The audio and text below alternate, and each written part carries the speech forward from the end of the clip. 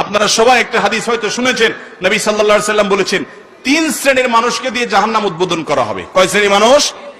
তাদের মধ্যে এক নম্বর হলেন একজন আলেম, আরেকজন হলেন একজন দারবীর, আরেকজন হলেন একজন মুজাহিদ, আল্লাহর রাস্তায় যিনি জিহাদ করতে করতে জীবন বিলীন করে দিয়েছে, শহীদ হয়ে গেছে।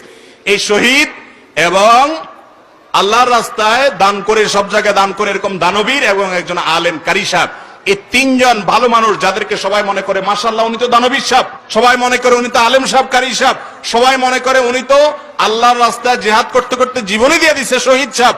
এই 3 সাহেবকে দিয়ে জাহান্নাম উদ্বোধন হবে। ভালো করে খুব শুনে রাখেন। কেন? কারণ আল্লাহ তাআলা একজনকে ডেকে বলবেন, তোমাকে এত লম্বা জীবন দিছি, অনেক পয়সা দিছি, ক্ষমতা দিছি, অনেক কিছু দিছি, কি করছো আমার জন্য বলো, কি ভালো কাজ নিয়ে আসছো?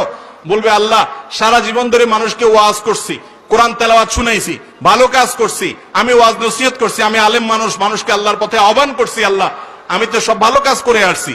আল্লাহ বলবেন, তুমি মিথ্যাবাদী, এগুলো সব করছো তুমি পয়সার ধান্দায়, এগুলো সব করছো মানুষের কাছ থেকে বাহবা পাওয়ার আশায়, তুমি আমাকে সন্তুষ্টির জন্য করো নাই, তোমার দুনিয়ার ধান্দা ছিল মূল, এগুলা ছিল গৌণ। তখন ওই ব্যক্তিকে জাহান্নামে আগে নিক্ষেপ করা হবে। দানবীরকে ডেকে বলবেন, কি করে আসছো? সে বলবে, আল্লাহ অনেক দান সদকা করে আসছি, এমন কোন দানের খাত নাই সেখানে টাকা দেই নাই, মসজিদ হবে সেখানেও দিছি, মাদ্রাসা হবে সেখানেও দিছি, স্কুল হবে সেখানে দিছি, হাসপাতাল হবে, রাস্তাঘাট হবে সেখানে দিছি, ওয়াজ মাহফিল হবে তারা আসছে সেখানেও দিছি, সব জায়গায় দিছি। আল্লাহ বলবে, মিথ্যুক, এগুলা দিয়েছো আমার সন্তুষ্টির জন্য নয়। তুমি বলছো এগুলো আমার সন্তোষের জন্য দিয়েছো, এগুলো তুমি দিয়েছো এই জন্য যে তোমাকে সবাই নেতা সাহেব বলবে, তোমাকে সবাই দানবীর সাহেব বলবে, বলবে অমুকের ছেলে অমুকে দিছে, এই ভাব সাহেবের জন্য দিয়েছো, আমার সন্তোষের জন্য দিলে তুমি সেটা প্রদর্শনের ইচ্ছা রাখতা না, এই জন্য ওই ব্যক্তিকে জাহান্নামে ফেলা হবে। একইভাবে আল্লাহর রাস্তায় জিহাদ করে জীবন দিয়ে শহীদ হয়ে গেছে, ডেকে আল্লাহ বলবেন, কি নিয়ে আসছো? বলবে, আল্লাহ কি আর আনবো, গোটা জীবনটাই তো দিয়ে দিলাম আপনার রাস্তায়। আল্লাহ বলবেন, আমার রাস্তায় দাও নাই, তুমি লড়াই করেছো এই জন্য যে তুমি বীর হবে, বাহাদুরি দেখাবা, সবাই তোমাকে বাহবা দিবে, বাহবা দুনিয়াতে পেয়ে গেছো, আমার কাছে এখন আর সেটা পাওয়ার মতো কিছু নাই। এই জন্য আমল নষ্ট হয় 3 কারণে: লোক দেখানো, লোক শোনানো এবং দুনিয়ার উদ্দেশ্যে কোনো ভালো কাজ করলে।